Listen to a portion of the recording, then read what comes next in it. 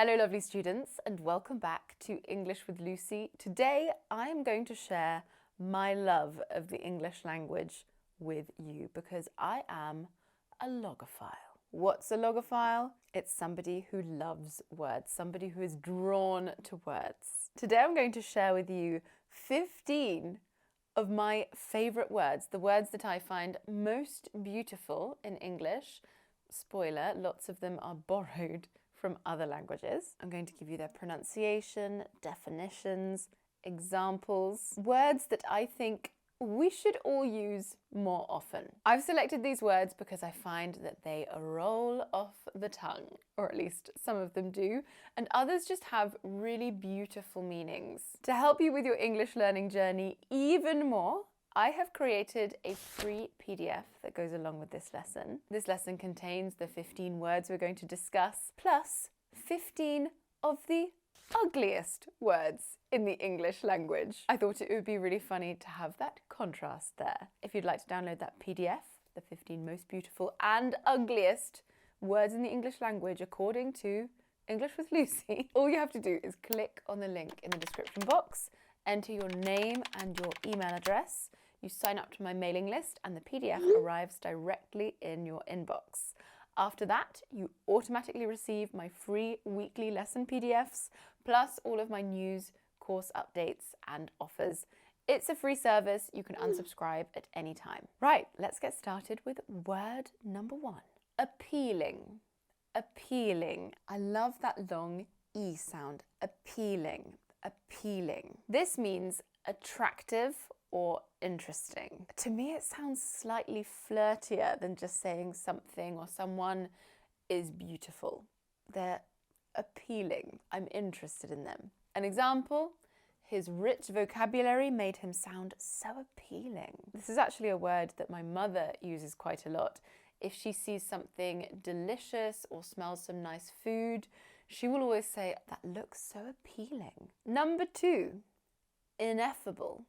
Ineffable. This means too great or too beautiful to describe in words. Something so wonderful that you can't express how wonderful it is. It's ineffable. An example, when I heard of their pregnancy, I was filled with ineffable joy. Number 3, quite different. Nefarious.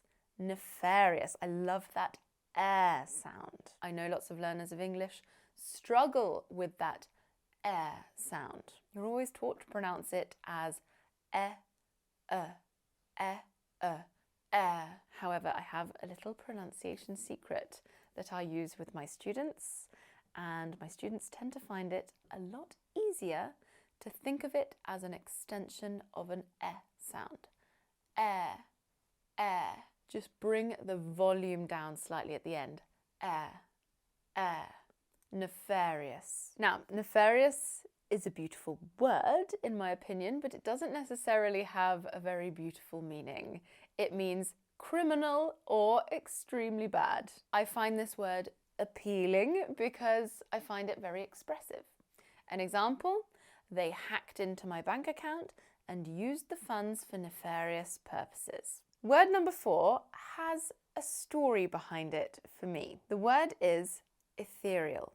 Ethereal, and it means extremely light and beautiful or seeming to belong to another, more spiritual world. Now, obviously this word, as it is beautiful, and the meaning is beautiful too.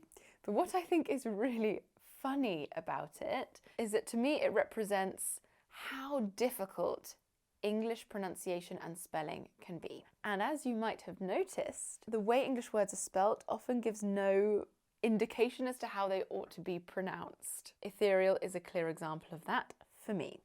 When I was young, I remember being 7, 8, 9 years old, reading this word in a book and simply presuming that it would be pronounced ethereal. Ethereal! Not real, ethereal. I was always quite shy at school, but one day I felt particularly confident and I put my hand up in an English class and I told the teacher that I found something to be ethereal.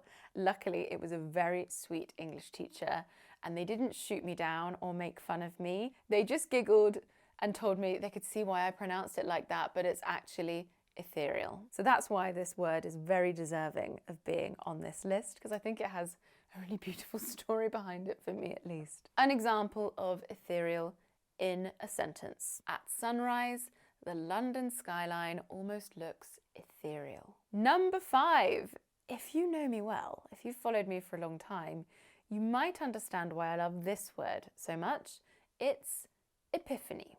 Epiphany. It means a sudden and surprising moment of realization. And 3 years ago, when I started creating online English courses, I named my first pronunciation course after this word, epiphany. I've since changed the name of my online language school to simply englishwithlucy.com because it's easier for everyone, but that word epiphany still means a lot to me. I want my students to have an epiphany, a moment of realization and understanding when it comes to their language skills and their pronunciation. An example, when she took the course, she had an epiphany and everything became clear. Number 6, it's short, it's sweet, it's angst. It's a feeling of great worry or concern about your situation or your life.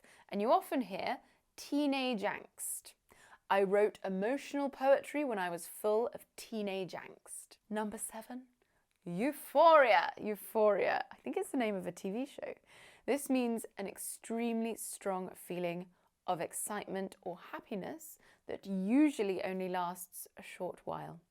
An example, after receiving the letter of acceptance, I was in a state of euphoria. Number 8, cherish.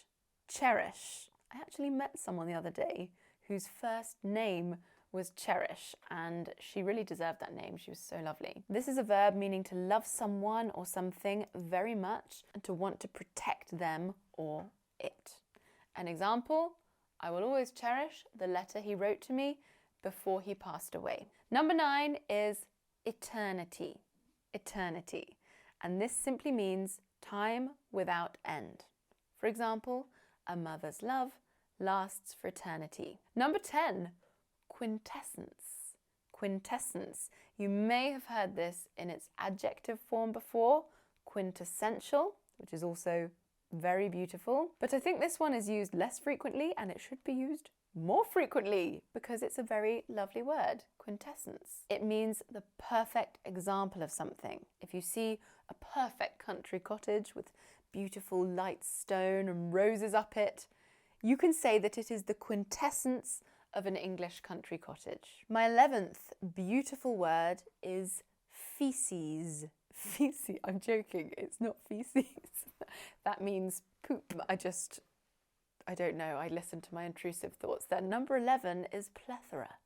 Plethora, and this one really does roll off the tongue. It means an amount that is greater than is needed or can be used. For example, the lesson PDF contains a plethora of information. We're implying that there's almost slightly too much information there. Maybe in a good way, just so much information, more than you could ever take in, a plethora of information. Number 12, love this one. I mean, I love all of them, that's why I've put them in this list, but I really like number 12. Pristine. Pristine. This word is so expressive. It means fresh and clean as if new. Her house was pristine, and that's another one that my mother uses a lot, and her house really is always pristine. You could literally eat off my mother's floors. I don't suggest you try to eat off my floors. Number 13, surreptitiously.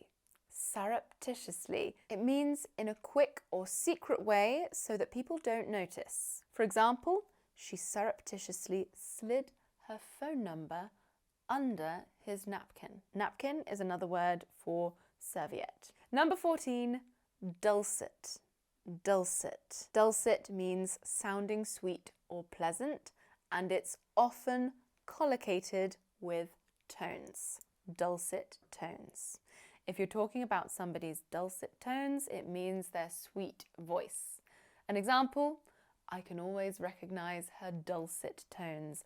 I can always recognize her lovely voice. You might hear Brits using this one sarcastically. If someone is speaking with a very loud and unpleasant voice, you might say, I know those dulcet tones well, or I recognize those dulcet tones. And number 15, the last one is docile. Docile, I love that O sound, docile. This means quiet and easy to control, and we often use it to talk about animals that have a very sweet nature. An example, the puppy is calm and incredibly docile. Said no puppy owner ever. My puppy was docile for the first week, and then it was chaos for a year and a half. And now he's docile again. I can't believe he's nearly 6. Right, that's it for today's lesson. I hope you enjoyed it and I hope you learned something. Don't forget to download the PDF if you want to know the 15 words that I find to be most ugly, most unpleasant to listen to in English. And of course, there's a quiz as well. The link for that is in the description box. If you enjoyed this lesson, you enjoyed learning about the pronunciation, expanding your vocabulary, you might find my 12-week English programs to be up your street. We have the B1 program, the B2 program, and the C1 program. That's intermediate, upper intermediate, and advanced. I'll leave links so that you can explore them and see if they're right for you in the description box. I'd love to have you join. In the programs, we focus on grammar, vocabulary, we weave pronunciation throughout. We also have targeted pronunciation lessons. And in B2 and C1, we have conversation analysis lessons. The students absolutely love those. I'd love you to join my amazing students that always give such wonderful feedback. Aren't they fantastic?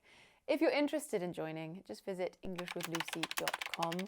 All of the information's there. I will see you soon for another lesson. Mwah.